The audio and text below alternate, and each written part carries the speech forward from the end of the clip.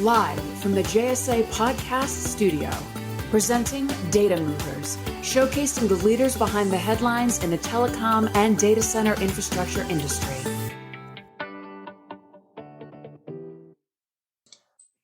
Hey everybody, welcome to Data Movers, our fabulous podcast series. I'm your host, Jamie Scotto-Cutaia, CEO and founder of JSA, along with my amazing co-host, Mr. Evan Christel, top B2B social media influencer. Hey, Evan. Hey, Jamie. How are you? Really good, really good. It's an exciting mid-September time, huh? It is. And at Data Movers, it's always exciting because we sit down with the most influential men and women of today's leading telco and data center world, supporting the network infrastructure requirements of this new normal. So, Jamie, September, you know what time that is? I certainly do. My Apple Watch tells me so. It's time for California streaming by Apple. Yeah. So do you have your credit card ready? Because this is going to be a pretty big event. Apple Pay, you know it. So we're going to get new iPhones, obviously, all kinds of cool specs. And I'm most excited about the new MacBook Airs and Pros with the new M1 chip. That's going to be super exciting. You're all in on Apple, right? I mean, my everything, my watch, my phone, my computer, iPad, and typical Californian. But this is going to be a big one. We might see glasses. We saw Facebook launch their new video glasses today. And we're going to see a new Apple Watch, maybe with like a blood pressure monitor or other sensing. So interesting times. And we have a good guest because something needs to power all of this amazing technology, right? That's right. Let's get right to it. We have one of the true innovators in our data center industry. Today, we welcome Wes Swenson, CEO of Novva Data Centers. Hey, everybody. Welcome, Wes. So I was doing a little bit of research before this podcast, which is unusual. Usually I don't do any research. But in this case, looking at your bio, it's kind of unbelievable. I see Philips here. I see WordPerfect, Novell for you old folks like myself, SonicWall, BlackRock, WillTech, HireView, MStar, Canopy Ventures, on and on and on. Tell us about this amazing journey through the world of technology and how you got started with Novva. Well, it's a long story, but I'll keep it short. But basically, right out of high school, I've always had just a great affinity for tech, gadgets.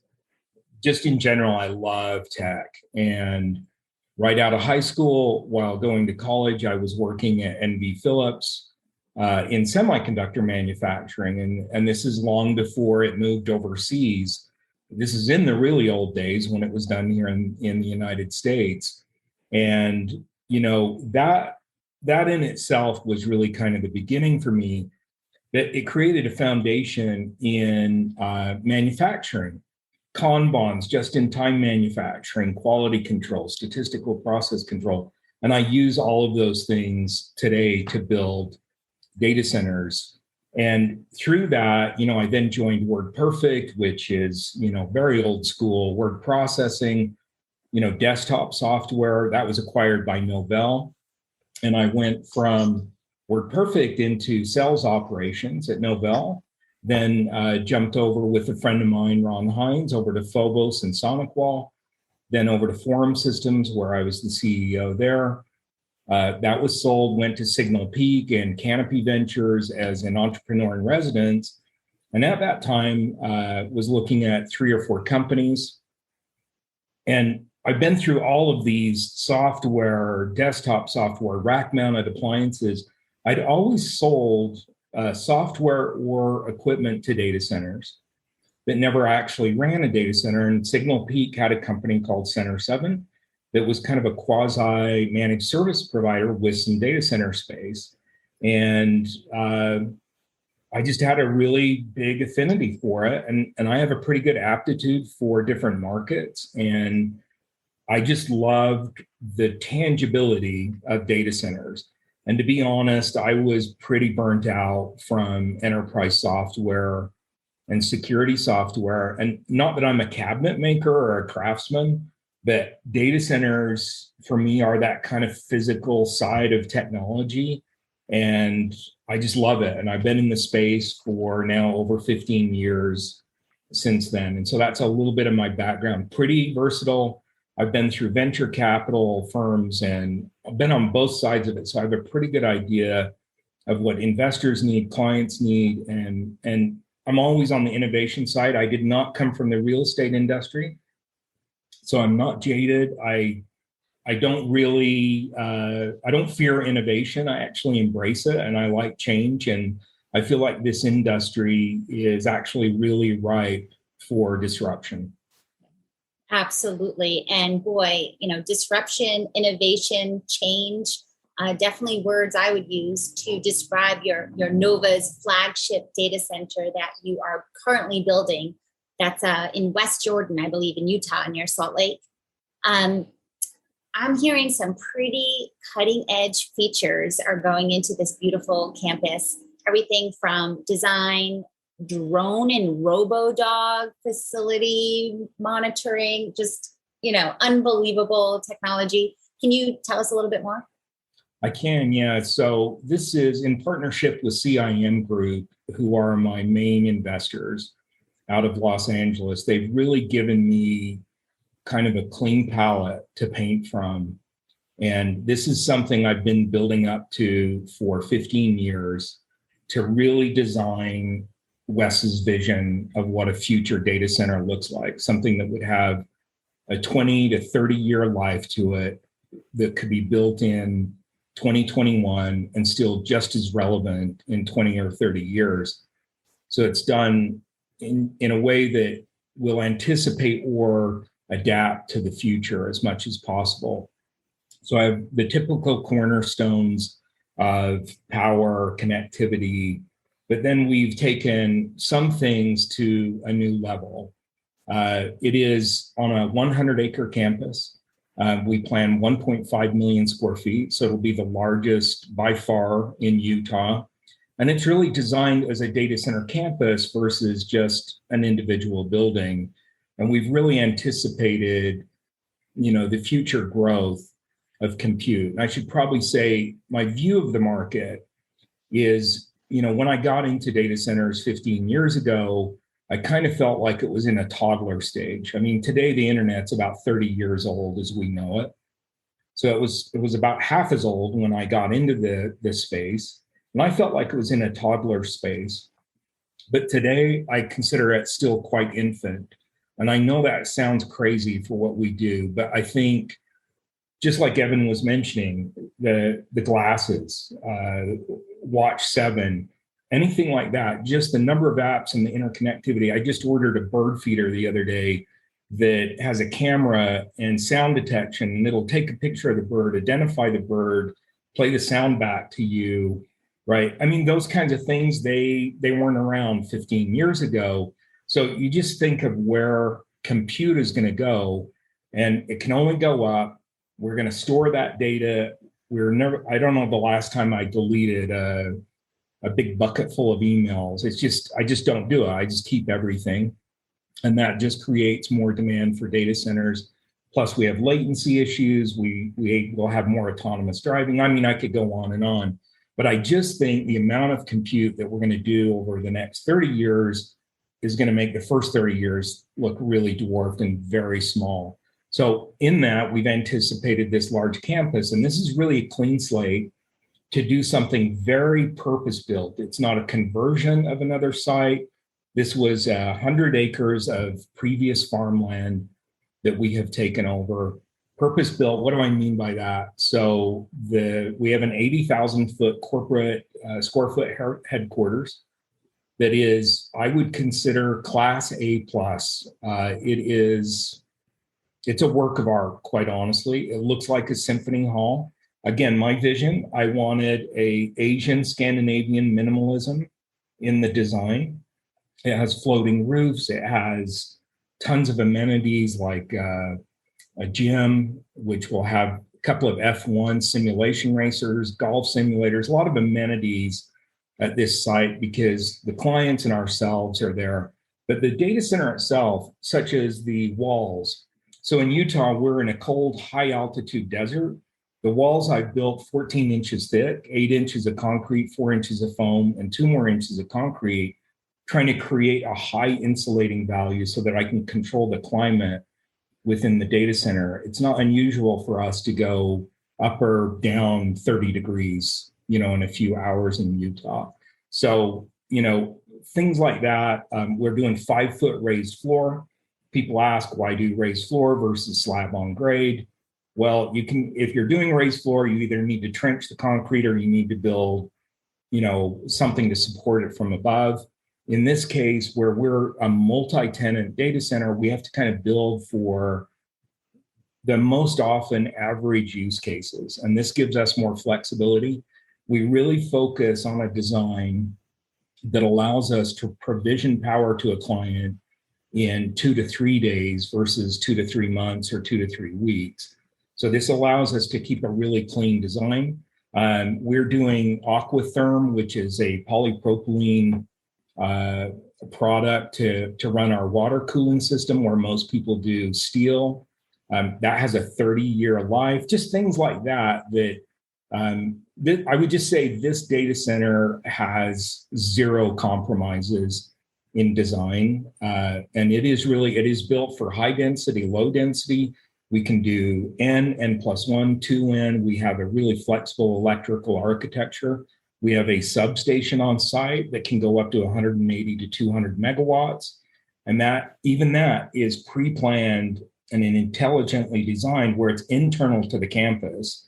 You can't actually get to that substation from any outside area. It's within the campus. There are teenagers that are notorious in parts of the country as shooting those transformers out and just things like that. We take a lot of precaution in that.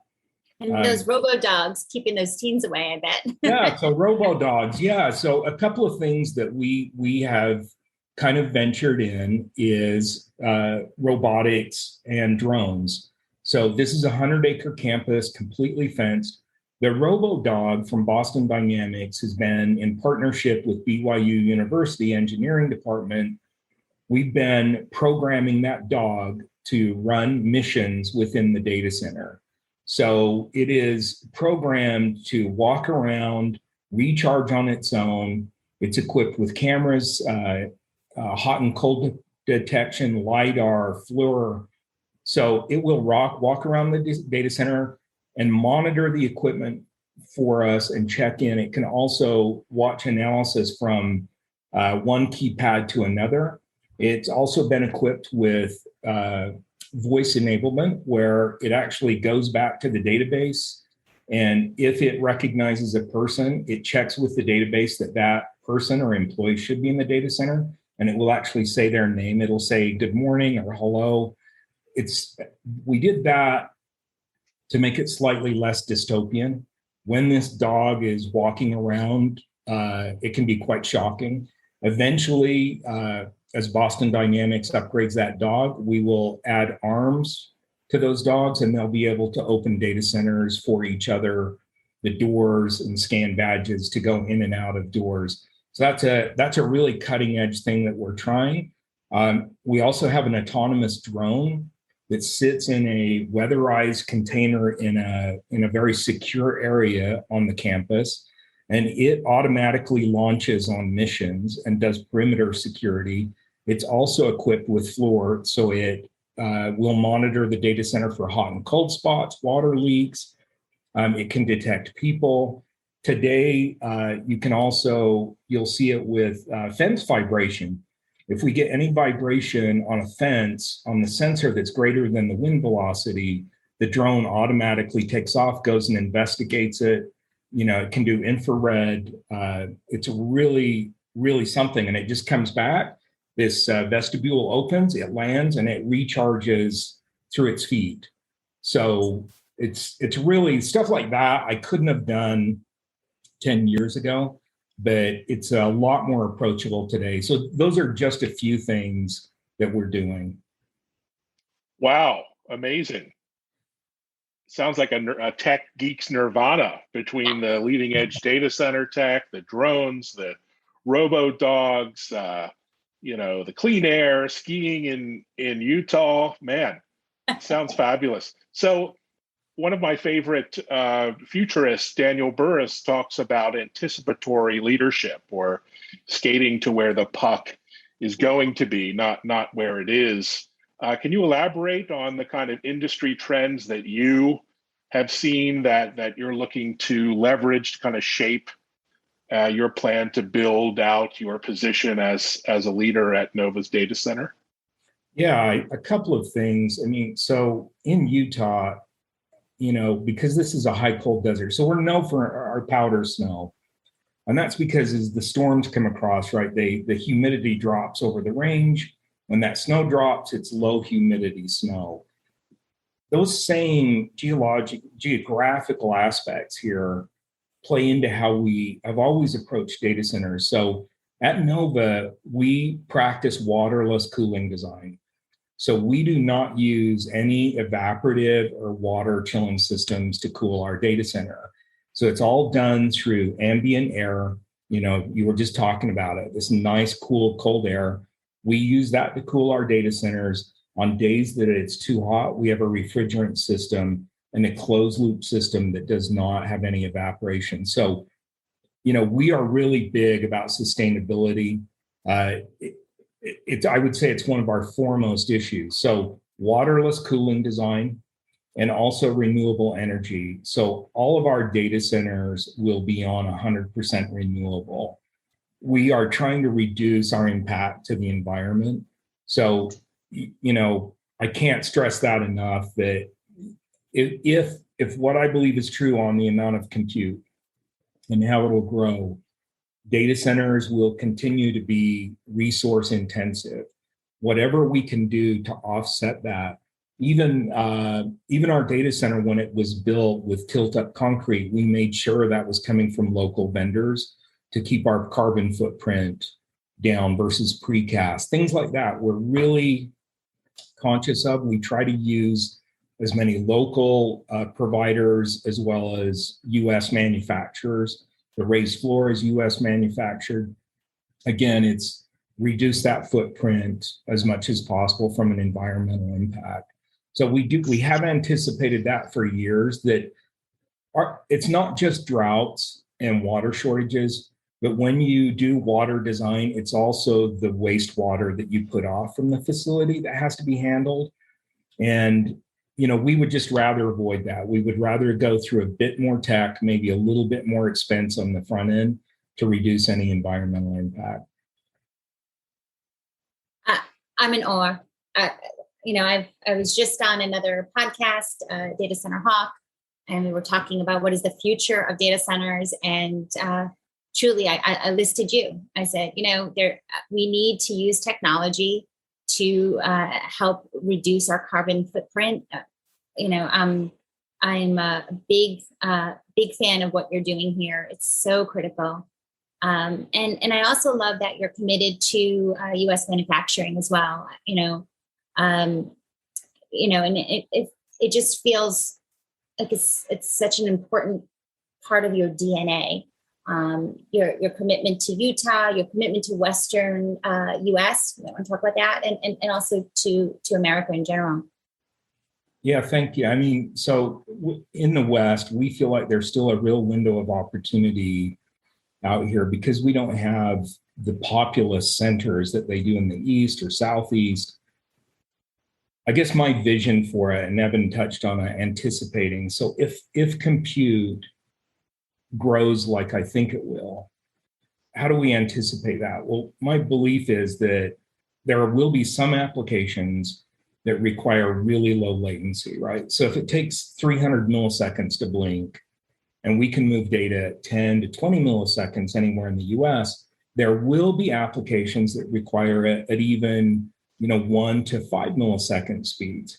So latency plays into it. But beyond just latency, if the amount of compute grows, people will be chasing lower total cost of operations in general. It will become a competitive advantage for most enterprises to reduce their cost of compute. If it grows exponentially, you've got to reduce that cost. The costs in the West in general are lower. But the challenges in the West, like in Utah, Nevada, other places, is we have regulated utilities. We have a scarce resource in land. You'd think there's a lot of land, but around fiber intersections, it's not as plentiful as we think. In Salt Lake Valley, we live in a bowl, right? The Wasatch Bowl. And so land is kind of limited by the mountains here. So in some areas of the West, land is also scarce, but we think companies are going to have to chase lower total cost of operations over time. They're going to be less sensitive about, or what I should say is the old server huggers will become less sensitive about where the compute is located versus what it costs and its resiliency to disasters, sustainability. I think it will become a more holistic buy rather than the early evolution of data centers, which were really concentrated around large metro areas with population. It was the path of least resistance, but with the amount of compute growing, I think that's like the popularity of Phoenix, Hillsboro, Las Vegas, Salt Lake. And I consider the top 7 markets in the West to be Salt Lake, Las Vegas, Denver, Phoenix, Hillsboro, LA, and San Francisco, or the Bay Area. I consider those to be the top 7 Western markets, and those are all really big targets for us for expansion.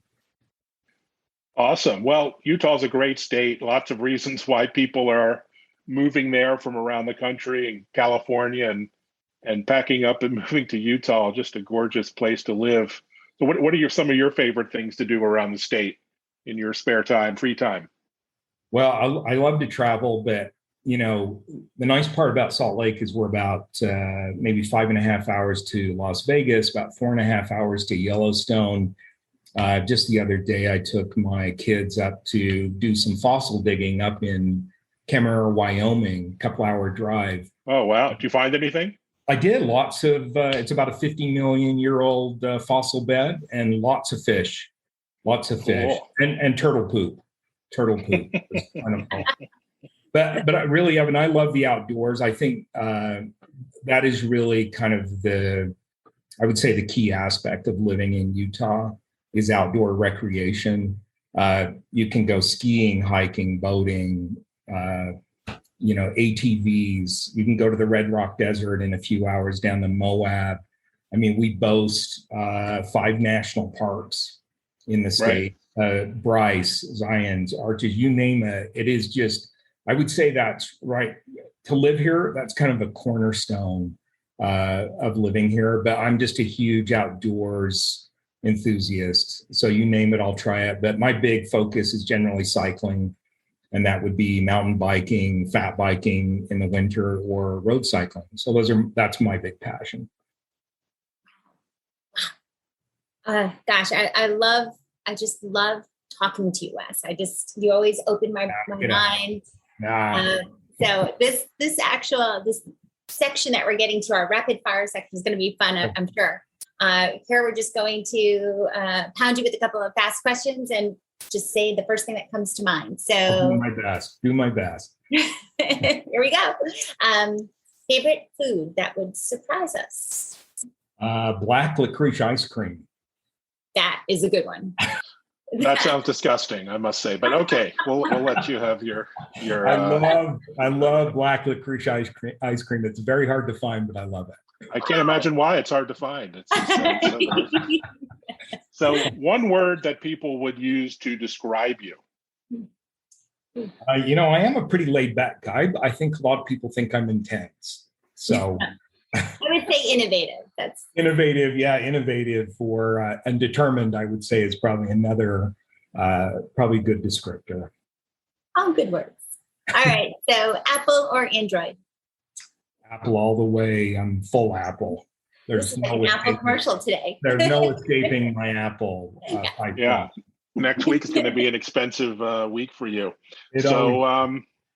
Looking at the first page on your iPhone, what's the app you use the most?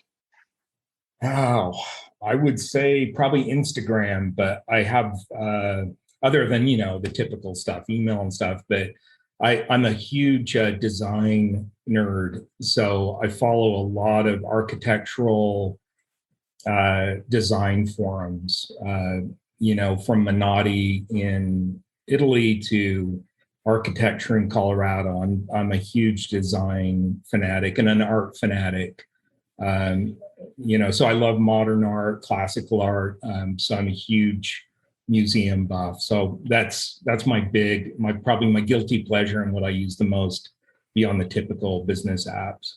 I noticed that. I was looking at pictures of your new facility, and it's beautiful. I mean, from the obviously the data center side is cool, but just the building and the workspaces and it's just amazing to see. So I'd encourage folks to go check it out.